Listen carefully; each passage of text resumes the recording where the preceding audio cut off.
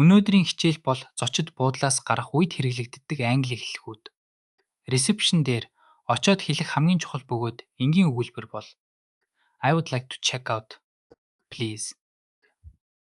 Эсвэл товчоор check out, please гэж хэлж болно. Өөрийн байсан өрөөгөө хэлээд түлхүүрээ өгөхдөө ингэж хэлнэ. I was in room 405. Here is the key card. Өрөөний дугаарыг хэлэхдээ цифр бүрээр нь салгаж хэлэх нь илүү ойлгомжтой байдаг. Төлбөр тооцоогоо шалахын тулд тооцооны хуудасаа авах хэрэгтэй. Энэ үед Can I have the final bill, please? гэж асууна. Final bill гэдэг нь эцсийн тооцооны хуудас гэсэн үг. Хэрвээ таны тооцоонд танихгүй төлбөр гарч ирвэл ингэж асуугаарай. What is this charge for? Charge гэдэг үг нь төлбөр эсвэл хураамж гэсэн утгатай. Жишээ нь өрөөнөөс уух зүйл авсан эсхийг ингэж шалгадаг. Анх буудалд ороход авсан барьцаа мөнгө хизээ буцаж орохыг асуух нь чухал.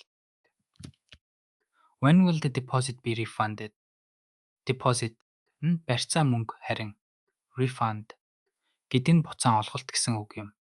Онгоц нисэх цаг болоогүй үед ачаага буудалд төр үлдээх бол ингэж хэлээрэй.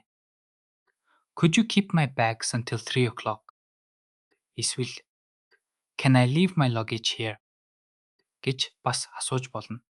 Буудлаас гарах үедээ унаа хэрэгтэй бол ресепшнээс тусламж хүсэхтэй. Could you call a taxi to the airport for me? гэж хэлнэ. Энэ нь маш шийдгээр гуйж байгаа хэлбэр юм. Бүх зүйл дуусаад буудлаас гарахтаа талхаснаа илэрхийлээд гарвал маш соёлтой. Thank you for a wonderful stay. Баяртай.